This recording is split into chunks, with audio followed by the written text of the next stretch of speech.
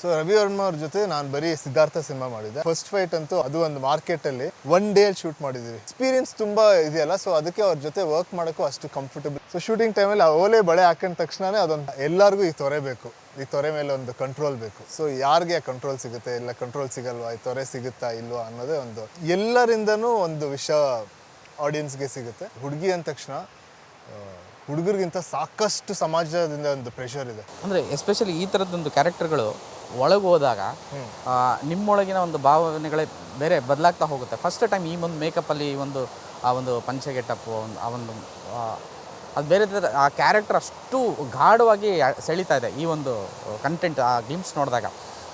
ನೀವು ಆ ಒಂದು ಗೆಟಪ್ಪಲ್ಲಿ ಫಸ್ಟ್ ಡೇ ಹೋದಾಗ ಆ ಶೂಟ್ ನಿಂತಾಗ ಒಂದಷ್ಟು ಸೀಕ್ವೆನ್ಸ್ ಶೂಟ್ ಮಾಡಿದಾಗ ಹೇಗಿತ್ತು ಸರ್?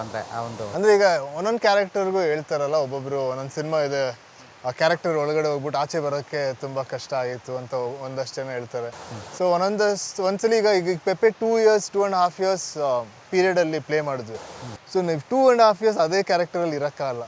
ಸೊ ಎಲ್ಲದಕ್ಕೂ ಒಂದೊಂದು ಕ್ಯಾರೆಕ್ಟರ್ಗೂ ಒಂದೊಂದು ಇದಿರುತ್ತೆ. ಈಗ 6 months ಒಂದು ನೋಟ್ಸ್ ಬರ್ಕೊಂಡಿರ್ತೀವಿ. ಸೊ ಈಗ ಒಂದು 6 months ಆ ಕ್ಯಾರೆಕ್ಟರ್ ಪ್ಲೇ ಮಾಡಿಲ್ಲ, ಬಟ್ ಆ ನೋಟ್ಸ್ ಎಲ್ಲ ಓದ ತಕ್ಷಣ ಇಮಿಡಿಯೇಟಾಗಿ ಕ್ಯಾರೆಕ್ಟರ್ ಬರುತ್ತೆ. ಇಲ್ಲಾಂದರೆ ಒಂದೊಂದ್ಸಲಿ ಹೆಂಗಾಗುತ್ತೆ ಅಂದರೆ, ಈ ಪೆಪ್ಪೆ ಕ್ಯಾರೆಕ್ಟರ್ಗೆ ಒಂದು ಓಲೆ ಇದೆ, ಆಮೇಲೆ ಒಂದು ಬಳೆ ಇದೆ. ಸೊ ಶೂಟಿಂಗ್ ಟೈಮಲ್ಲಿ ಆ ಓಲೆ ಬಳೆ ಹಾಕೊಂಡ ತಕ್ಷಣವೇ ಅದೊಂದು ಫೀಲ್ ಸ್ಟಾರ್ಟ್ ಆಗುತ್ತೆ, ಈ ಕ್ಯಾರೆಕ್ಟರ್ದು ಫೀಲ್ ಸ್ಟಾರ್ಟ್ ಆಗುತ್ತೆ.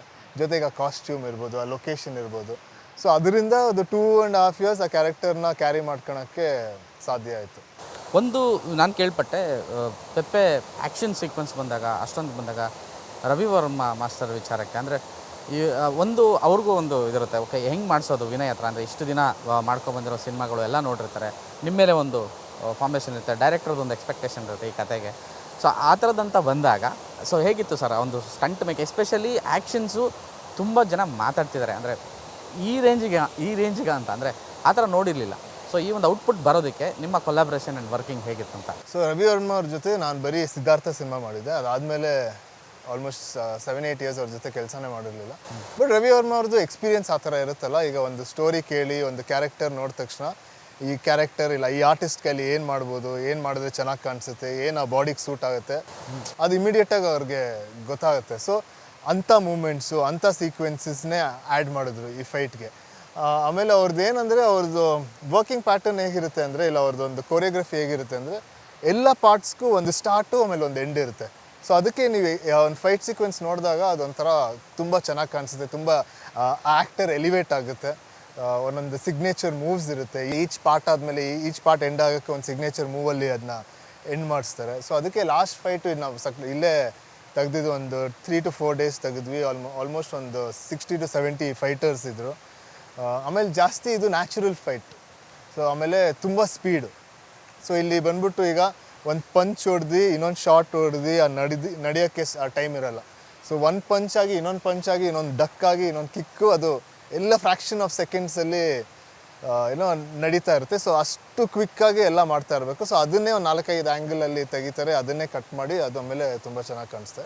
ಸೊ ಅವ್ರ ಜೊತೆ ಅವ್ರ ಎಕ್ಸ್ಪೀರಿಯನ್ಸ್ ತುಂಬ ಇದೆಯಲ್ಲ, ಸೊ ಅದಕ್ಕೆ ಅವ್ರ ಜೊತೆ ವರ್ಕ್ ಮಾಡೋಕ್ಕೂ ಅಷ್ಟು ಕಂಫರ್ಟಬಲ್, ಅಷ್ಟು ಈಸಿ ಆಗುತ್ತೆ. ಅಂದರೆ ಒಂದು ಸಿಗ್ನೇಚರ್ ಅಂತ ಹೇಳ್ತಾರೆ, ಅಂದರೆ ಅದು ಅಪ್ಪು ಸರ್ಗೂ ಇತ್ತು, ಶಿವಣ್ಣ ಅವ್ರಿಗೂ ಇತ್ತು, ಈಗ ಯುವಾನು ಅದೊಂದು ಅವ್ರದ್ದೇ ಆದಂಥ ಒಂದು ಸಿಗ್ನೇಚರ್ಗಳನ್ನು ಮಾಡಿದ್ದಾರೆ, ಎಸ್ಪೆಷಲಿ ಆ್ಯಕ್ಷನ್ಸು ಈ ಒಂದು ಮೂಮೆಂಟ್ಸಲ್ಲಿ. ವಿನಯ್ ಅವ್ರದ್ದು ಎಲ್ಲೋ ಒಂದು ಕಡೆ ಅದೊಂದು ಎಕ್ಸ್ಪೆಕ್ಟೇಷನ್ ಇತ್ತು. ಯಾಕೆಂದರೆ ಈ ಟ್ರೈಲರ್ ಬಂದಮೇಲೆ ಅಥವಾ ಈ ಒಂದು ಕಂಟೆಂಟ್ ಆಚೆ ಬಂದಮೇಲೆ ತುಂಬ ಜನ ಫ್ಯಾನ್ಸು ಅಥವಾ ಕಮೆಂಟ್ಸ್ ನೋಡ್ತಾ ಇದ್ದೆ ನಾನು. ತುಂಬ ಜನ ಅದನ್ನು ಮಾತಾಡೋಕ್ಕೆ ಶುರು ಮಾಡಿ, ಯಸ್ ಇದನ್ನು ನಾವು ಎಕ್ಸ್ಪೆಕ್ಟ್ ಮಾಡಿದ್ವಿ ಅಂತ. ಸೊ ಇಷ್ಟು ವರ್ಷ ಆದಮೇಲೆ ಅದು ಸಿಗ್ತಾ ಇದೆ ಅಂತ. ಸೊ ನಿಮಗೆ ಆ ಒಂದು ಕಂಟೆಂಟ್ ಮಾಡಿದ್ಮೇಲೆ, ಆ ಒಂದು ಆ್ಯಕ್ಷನ್ಸ್ ಮಾಡಿದ್ಮೇಲೆ ನೀವು ಫಸ್ಟು ಕಾಪಿ ನೋಡಿಕೊಂಡಾಗ ನಿಮಗೆ ಹೇಗೆ ಅನ್ನಿಸ್ತದೆ? ಬಟ್ ಐ ಥಿಂಕ್ ಒಂದೊಂದ್ಸಲಿ ಚೇಂಜಸ್ ಅಂದರೆ ಆ ಚೇಂಜಸ್ಗಳಾಗುತ್ತಲ್ಲ ನಿಮ್ಮೊಳಗೆ ಅದು. ಬಟ್ ಒಂದೊಂದ್ಸಲಿ ಏನಾಗುತ್ತೆ ಅಂದರೆ, ಈಗ ಆ ಶೂಟಿಂಗ್ ಸೀಕ್ವೆನ್ಸ್ ಟೈಮಲ್ಲೇ ಅದು ಗೊತ್ತಾಗುತ್ತೆ. ಅದು ಈಚ್ ಸೀನ್ ಮಾಡಬೇಕಂದ್ರೆ, ಈಚ್ ಸೀಕ್ವೆನ್ಸ್ ಮಾಡಬೇಕಂದ್ರೆ ಗೊತ್ತಾಗುತ್ತೆ. ಆ ಬಾಡಿಯಲ್ಲಿ ಒಂದು ಡಿಫ್ರೆನ್ಸ್ ಕಾಣಿಸುತ್ತೆ, ಇಲ್ಲ ನಿಮ್ಮ ಆ ಸೀಕ್ವೆನ್ಸಲ್ಲಿ ಒಂದು ಫ್ಲೋ ಕಾಣಿಸುತ್ತೆ. ಒಂದು ಸೀಕ್ವೆನ್ಸ್ ಮಾಡಿದಾಗ ಅದು ಫಾಸ್ಟಾಗಿ ಹಿಡಿಬೋದು. ಸೊ ಅದು ಅನಿಸುತ್ತೆ ಒಂದ್ಸಲಿ ಆ ಕ್ಯಾರೆಕ್ಟರಲ್ಲಿದ್ದಾಗ. ಆಮೇಲೆ ಆ ಸೀಕ್ವೆನ್ಸ್ ಇದು ಮಾಡಿದಾಗ ಅದು almost last part of shoot. So total involvement, cinema ಮುಗಿಸ್ತಿದ್ದೀವಿ ಅಂತ ಒಂದು ಖುಷಿ. ಸೊ ಎಲ್ಲ ಸೇರಿ ಆ ಸೀಕ್ವೆನ್ಸ್ ತುಂಬ ಚೆನ್ನಾಗಿ ಬಂತು. ಅದಾದಮೇಲೆ ಅವ್ರು ಏನು ಮಾಡ್ತಾರೆ ಅಂದರೆ, ಅಲ್ಲೇ ಎಡಿಟ್ ಮಾಡಿ ಅಲ್ಲೇ ತೋರಿಸ್ತಾರೆ, ಮ್ಯೂಸಿಕ್ ಎಲ್ಲ ಹಾಕಿ. ಸೊ ಫಸ್ಟ್ ಟೈಮ್ ಆ ಸೀಕ್ವೆನ್ಸ್ ನೋಡಿದಾಗ ನನಗೆ ಒಂಥರ ಶಾಕ್ ಆಯಿತು. ಐ ಮೀನ್ ಅದು ಆ ಮೀನ್ ಮಾರ್ಕೆಟಲ್ಲಿ ಒಂದು ಫೈಟ್ ಮಾಡ್ತೀರಿ, ಆಮೇಲೆ ಆ ಒಂದು ರಕ್ತ ಸಿಕ್ತ ಮುಖ, ಆ ಒಂದು ಎಲಿವೇಶನ್ಸು, ಸೊ ಇದೆಲ್ಲ ಔಟ್ಪುಟ್ ಇಷ್ಟು ದಿನ ನೋಡದೇ ಇರೋದೇನೋ ಐ ಥಿಂಕ್ ಸುಮಾರು ಜನ ಹೇಳ್ತಾರೆ. ಅಂದರೆ ನಾವು ಏನು ಮಾಡ್ತೀವಿ ಆವತ್ತಿನ ದಿನವೇ ಗೊತ್ತಾಗುತ್ತೆ ನಮಗೆ ಇದು ವರ್ಕ್ ಆಗಲ್ವಾ ಅದು ಹೇಗೆ ಇದು ಮಾಡ್ಬೋದು ಅಂತ. ಸೊ ಒಂದು ಎಕ್ಸ್ಪರಿಮೆಂಟಲ್ ಅನ್ನೋ ಒಂದು ಮೈಂಡ್ ಸೆಟ್ಟು, ಇದು ಹೆಂಗೆ ವರ್ಕ್ ಆಗ್ಬೋದು ಅನ್ನೋ ಒಂದು ಕುತೂಹಲ ಇವೆಲ್ಲ ಇತ್ತು. ಇದು ಔಟ್ಪುಟ್ ಬಂದಾಗ ಈ ರೀತಿ ವಿಚಾರಗಳು ಬರ್ತಾ ಇದೆಯಲ್ಲ. ಆಮೇಲೆ ಇನ್ನೊಂದು ಹೆಂಗಂದ್ರೆ, ಈಗ ನಮ್ಗೆ ಹೆಂಗೆ ಗೊತ್ತಾಗುತ್ತೆ ಒಂದು ಸೀಕ್ವೆನ್ಸ್ ಚೆನ್ನಾಗಿ ಮಾಡಿದ್ದೀವಿ ಅಂದರೆ, ಒಂದು ಥಿಯೇಟ್ರಲ್ಲಿ ಒಂದಷ್ಟು ಜನ ಕೂತ್ಕೊಂಡು ನೋಡ್ತಾರೆ, ಅದು ಸಖತ್ತಾಗಿದೆ ಅಂತ ಹೇಳ್ತಾರೆ. ಬಟ್ ನಮ್ಮ ಶೂಟಿಂಗಲ್ಲಿ ಹೆಂಗಿರುತ್ತೆ ಅಂದರೆ, ಆಲ್ರೆಡಿ ಅಲ್ಲಿ ಒಂದು 100 ಜನ ಇರ್ತಾರೆ. ಸೊ ಒಂದು ಸೀಕ್ವೆನ್ಸ್ ಆದ ತಕ್ಷಣ ಅಲ್ಲೇ ಗೊತ್ತಾಗ್ಬಿಡುತ್ತೆ ಚೆನ್ನಾಗಿಲ್ಲ ಅಂದರೆ, ಒಂದಷ್ಟು ಜನದ ರಿಯಾಕ್ಷನ್ಸಲ್ಲೇ ಗೊತ್ತಾಗುತ್ತೆ, ಇದು ಚೆನ್ನಾಗಿ ಮಾಡಿದ್ದೀನಿ, ಇದು ಚೆನ್ನಾಗಿ ಮಾಡಿಲ್ಲ ಅಂತ ಅಲ್ಲೇ ಗೊತ್ತಾಗ್ಬಿಡುತ್ತೆ. ಸೊ ಇಲ್ಲಿ ಫೈಟ್ ಸೀಕ್ವೆನ್ಸ್ಗಳು ಮಾಡ್ತಿರ್ಬೇಕಂದ್ರೆ ಎಲ್ಲರಿಗೂ ಅಷ್ಟು ಖುಷಿಯಾಗಿ ಮಾಡ್ತಾಯಿದ್ರು. ಆಮೇಲೆ ಎಲ್ಲ ನೈಟ್ ಸೀಕ್ವೆನ್ಸ್ಗಳು ಮಾಡಿದ್ದೀವಿ. ಆಮೇಲೆ ಒಂದೊಂದು ಸೀಕ್ವೆನ್ಸ್ ಅಂತೂ, ಈಗ ಫಸ್ಟ್ ಫೈಟ್ ಅಂತೂ ಆಲ್ಮೋಸ್ಟ್ ಜಸ್ಟ್ ಒಂದು 1 ಡೇಲಿ ಶೂಟ್ ಮಾಡಿದ್ದೀವಿ. ಅದು ಒಂದು ಮಾರ್ಕೆಟಲ್ಲಿ, ಏನು ಮಟನ್ ಮಾರ್ಕೆಟಲ್ಲಿ ಅದನ್ನ ಫಿಶ್ ಮಾರ್ಕೆಟ್ ಥರ ಕನ್ವರ್ಟ್ ಮಾಡಿ ಒಂದೇ ದಿನದಲ್ಲಿ ಇಡೀ ಫೈಟ್ ಸೀಕ್ವೆನ್ಸ್ ಶುರು ಮಾಡಿದ್ದೀವಿ, ಆ ಚೇತನ್ ಡಿಸೋಸ ಅವ್ರದ್ದು. ಆಮೇಲೆ ಅದು ತುಂಬ ಚೆನ್ನಾಗಿ ಬಂದಿದೆ. ಆ್ಯಂಡ್ ಎಸ್ಪೆಷಲಿ ನೇಟಿವ್ ಸಬ್ಜೆಕ್ಟ್ಸ್ ಅಂದಾಗ, ಅಥವಾ ನಮಗೆ ತುಂಬ ಗೊತ್ತಿರೋ ವಿಷಯ ಅಂತಂದಾಗ ಅದರ ಇಂಟೆನ್ಸಿಟಿನೇ ಬೇರೆ ಇರುತ್ತೆ. ಸೊ ಈ ಒಂದು ಸಬ್ಜೆಕ್ಟು ಟ್ರೈಲರ್ ನೋಡಿದಾಗ ತುಂಬ ವಿಷಯಗಳು ಅಲ್ಲಿ ಹೇಳಕೊಟ್ಟಿದ್ದಾರೆ. ಒಂದು ಹಳ್ಳಿ ಕಾಣುತ್ತೆ, ಅಥವಾ ಒಂದು ಊರು ಕಾಯೋ ಥರದ್ದು ನಾಯಕ ಅಂತ ಅನಿಸುತ್ತೆ. ಸುಮಾರು ವಿಷಯಗಳು ಅಲ್ಲಿ ಕಾಣಿಸಿರುತ್ತೆ. ಪೇಪೆ ಸಿನಿಮಾದ ಒಂದು ಜಸ್ಟ್ ಬಿಟ್ಕೊಡೋದಾದರೆ ಇದೇನು ಇರ್ಬೋದು ಅಂತ. ಯಾಕೆಂದರೆ ಒಂದು ಮಾಸು, ಆ್ಯಕ್ಷನ್ಸು, ಎಲಿವೇಶನ್ಸು ಎಲ್ಲವೂ ಇದೆ, ಒಂದು ಕುತೂಹಲ ಇದೆ ಪೇಪೆ ಏನಿರಬಹುದು ಅಂತ.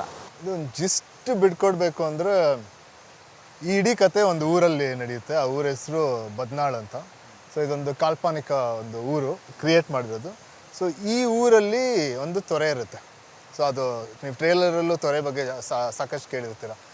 ಸೊ ಈ ತೊರೆಯಿಂದ ಒಂದಷ್ಟು ಜನ ಅವರ ಜೀವನ ಶುರು ಮಾಡಿರ್ತಾರೆ, ಒಂದಷ್ಟು ಜನ ಮನೆ ಕಟ್ಕೊಂಡಿರ್ತಾರೆ, ಒಂದಷ್ಟು ಅದೇ ಒಂದು ತೊರೆಯಿಂದ ನಿಮಗೆ ಮೀನು ಸಿಗುತ್ತೆ, ನೀರು ಸಿಗುತ್ತೆ, ಮಣ್ಣು ಸಿಗುತ್ತೆ, ಎಲ್ಲ ಸಿಗುತ್ತೆ.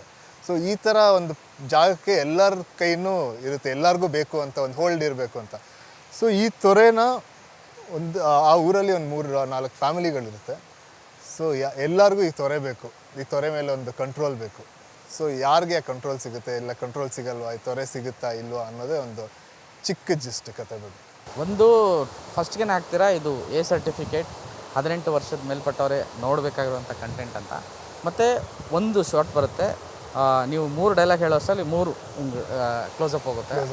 ಅಂದರೆ ತುಂಬ ಸಿನಿಮ್ಯಾಟಿಕ್ ಆ್ಯಂಡ್ ಸಿನಿಮಾ ಗ್ರಾಮರ್ನ ಭಾಳ ಚೆನ್ನಾಗಿ ಬಳಸ್ಕೊಂಡಿರೋ ರೀತಿ ಕಾಣಿಸ್ತಾ ಇದೆ.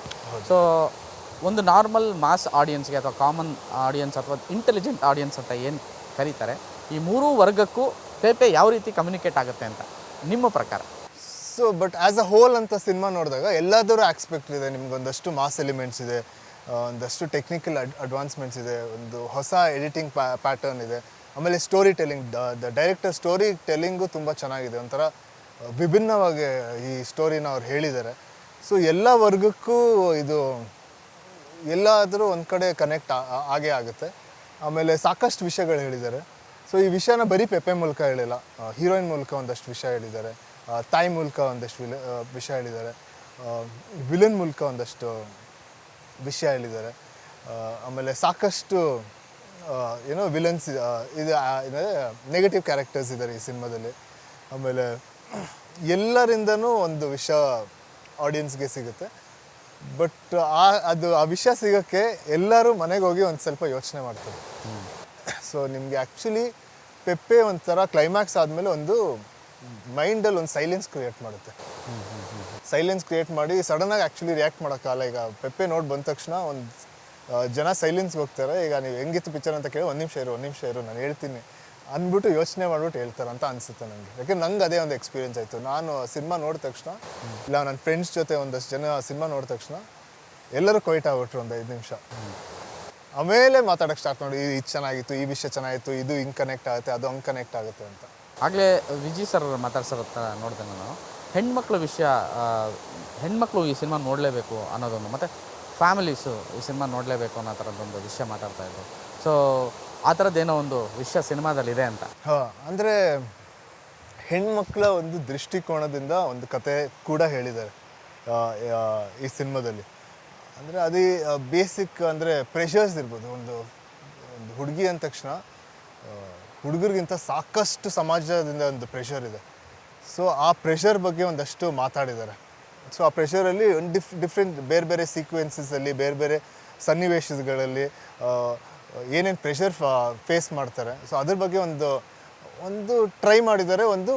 ಈಗ ನಾವು ಕಂಪ್ಲೀಟಾಗಿ ಒಂದು ಹೆಣ್ಣಿನ ದೃಷ್ಟಿಕೋನದಿಂದ ಮಾತಾಡೋಕ್ಕೆ ಆಗಲ್ಲ. ನಾವೇನು ನೋಡಿದ್ದೀವಿ ಅಷ್ಟೇ ಮಾತಾಡೋಕ್ಕದು. ಆ್ಯಕ್ಚುಲ್ ದೃಷ್ಟಿಕೋನ ಅವ್ರಿಗೆ ಮಾತ್ರ ಕಾಣಿಸೋದು ಆ್ಯಕ್ಚುಲಾಗಿ. ಬಟ್ ಡೈರೆಕ್ಟರ್ಗೆ ಎಷ್ಟಾಗುತ್ತೆ ಅಷ್ಟು ಹೇಳೋಕ್ಕೆ ಟ್ರೈ ಮಾಡಿದ್ದಾರೆ ಇದರಲ್ಲಿ. ಸಿನಿಮಾ ಅಥವಾ ಕತೆಗಳಲ್ಲಿ ನಿಮ್ಮ ಹುಡುಕಾಟ ಮತ್ತು ನಿಮ್ಮ ಇನ್ವಾಲ್ವ್ಮೆಂಟ್ ಹೇಳೋ ಥರದ್ದಾದರೆ ನೀವು ಹೇಗೆ ಆಯ್ಕೆ ಮಾಡ್ಕೋತೀರಾ ಮತ್ತು ನಿಮ್ಮ ಇನ್ವಾಲ್ವ್ಮೆಂಟ್ ಹೇಗಿರುತ್ತೆ ಸಿನಿಮಾಗಳಲ್ಲಿ ಅಂತ?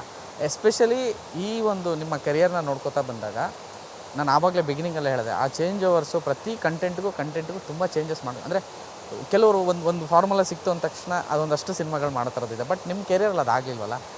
ಸೊ ಏನು ಅದರ ಉದ್ದೇಶ ಏನು ಅಂತ? ಅಂದರೆ ಇವಾಗ ನಿಮಗೆ ನೀವೇ ನೋಡಿದ್ರಿ, ಇವತ್ತು ಇಲ್ಲಿ ಬಂದು ಲೊಕೇಶನ್ ಬಂದ ತಕ್ಷಣ ನನಗೆ ಇಂಟರ್ವ್ಯೂ ಮಾಡಲೇಬೇಕಂತ ಅನಿಸ್ತು. ಸೊ ಅದರಿಂದ ನಿಮಗೂ ಒಂದು ವೆರೈಟಿ ಬೇಕು ನಿಮ್ಮ ಕೆಲಸ ಮಾಡೋಕ್ಕೂ. ನೀವು ಡೈಲಿ ಬೆಂಗಳೂರಲ್ಲಿ ಒಂದೇ ಕಡೆ ಇಂಟರ್ವ್ಯೂ ಮಾಡಿದ್ರೆ ಬೇಜಾರಾಗಿರುತ್ತೆ. ಅದಕ್ಕೆ ಸಿನಿಮಾ ಕೂಡ ಅದೇ ಥರ. ನಾವು ಒಂದೇ ರೀತಿ ಈಗ ಬರೀ ಲವ್ ಸ್ಟೋರಿ ಮಾಡಿದ್ರೂ ಬೇಜಾರಾಗುತ್ತೆ ನನಗೆ ಆ ಥರ. ಇಲ್ಲ ಬರೀ ಆ್ಯಕ್ಷನ್ ಮಾಡಿದ್ರೂ ಬೇಜಾರಾಗುತ್ತೆ. ಬೇರೆ ಬೇರೆ ಟ್ರೈ ಮಾಡ್ತಿದ್ದಾಗಲೇ ಆವಾಗ ಒಂದು ಆರ್ಟ್ ಫಾರ್ಮ್ನು ನಾವು ದೊಡ್ಡದು ಮಾಡ್ಕೊಳ್ಬೋದು. ಒಂದಷ್ಟು ಕ್ಯಾರೆಕ್ಟರ್ಸ್ನ ಸ್ಟಡಿ ಮಾಡ್ಬೋದು. ಒಂದು ಹೊಸ ಕ್ಯಾರೆಕ್ಟರ್ಸ್ ನಮಗೆ ಸಿಗುತ್ತೆ. ಆಮೇಲೆ ಒಂದೊಂದು ಕ್ಯಾರೆಕ್ಟರಲ್ಲೂ ಸಾಕಷ್ಟು ಇಂಪಾರ್ಟೆಂಟ್ ಇನ್ಫಾರ್ಮೇಷನ್ ಇರುತ್ತೆ. ಒಂದು ಕ್ಯಾರೆಕ್ಟರ್ ಅಂದರೆ ಒಂದು ಪರ್ಸ್ನಾಲಿಟಿ ಅಲ್ಲ. ಸೊ ಅದೇನಕ್ಕೆ ಬೇಜಾರು ಮಾಡ್ಕೊಳುತ್ತೆ, ಏನಕ್ಕೆ ಬೇಜಾರು ಮಾಡ್ಕೊಳಲ್ಲ, ಅದ್ರ ಪ್ರಿನ್ಸಿಪಲ್ಸ್ ಏನು, ಅದ್ರ ಮಹತ್ವ ಏನು, ಅದಕ್ಕೆ ಅವ್ರ ಅಪ್ಪ ಅಮ್ಮನ ಜೊತೆ ರಿಲೇಷನ್ ಏನು, ಅವ್ರ ಪಾರ್ಟ್ನರ್ ಒಂದು ಲವ್ ಲೈಫ್ ಇದೆ ಅವ್ರ ಜೊತೆ ರಿಲೇಷನ್ ಏನು. ಸೊ ನಿಮಗೆ ಬೇರೆ ಕ್ಯಾರೆಕ್ಟರ್ ಪ್ಲೇ ಮಾಡಿದಾಗ ಎಷ್ಟೊಂದು ಪರ್ಸ್ನಾಲಿಟಿನ ಅಷ್ಟು ಕ್ಲೋಸ್ ಲೆವೆಲಲ್ಲಿ ಇದು ಸ್ಟಡಿ ಮಾಡ್ದಂಗೆ ಅನಿಸುತ್ತೆ. ಸೊ ನಿಮಗೆ ನಿಮ್ಮ ಲೈಫಲ್ಲಿ ಕೂಡ ಸಾಕಷ್ಟು ಕಲ್ತಿರ್ತೀರ. ಸೊ ಅದಕ್ಕೆ ನನಗೆ ಬೇರೆ ಕ್ಯಾರೆಕ್ಟರ್ಸ್ ಮಾಡೋಕ್ಕೆ ಇಷ್ಟ. ಆಮೇಲೆ ನನಗೆ ಒಂದು ಸ್ವಲ್ಪ ಕೊಲಾಬ್ರೇಟಿವ್ ಆಗಿ ಕೆಲಸ ಮಾಡೋಕ್ಕೆ ಇಷ್ಟ. ಈಗ ಡೈರೆಕ್ಟರ್ಸ್ ಜೊತೆ ನನಗೇನೋ ಅನಿಸ್ದಾಗ ನಾನು ಹೇಳ್ತೀನಿ, ಬಟ್ ಅವ್ರು ಕನ್ವಿನ್ಸ್ ಆದರೆ ಅವ್ರು ಮಾಡ್ತಾರೆ. ಇಲ್ಲ ಅಂದರೆ ಅದು ಸರಿ ಇಲ್ಲ ಅಂತ ನನಗೆ ಕನ್ವಿನ್ಸ್ ಮಾಡ್ತಾರೆ. ಸೊ ಆ ಕೊಲಾಬ್ರೇಟಿವ್ ಆಗಿ ಡಿಸ್ಕಷನ್ಸ್ ಜೊತೆ ಕೆಲಸ ಮಾಡೋಕ್ಕೆ ಇಷ್ಟ. ಸೊ ನನಗೆ ಏನೇ ಅನಿಸಿದ್ರು ಸ್ಕ್ರಿಪ್ಟ್ಗೆ ನಾನು ಅವ್ರ ಹತ್ರ ಶೇರ್ ಮಾಡ್ಕೊಳ್ತೀನಿ. ಆಮೇಲೆ ಅದು ಆ್ಯಪ್ಟ್ ಇದ್ದರೆ ಅವರು ಅದನ್ನ ಯೂಸ್ ಮಾಡ್ಕೊಳ್ತಾರೆ.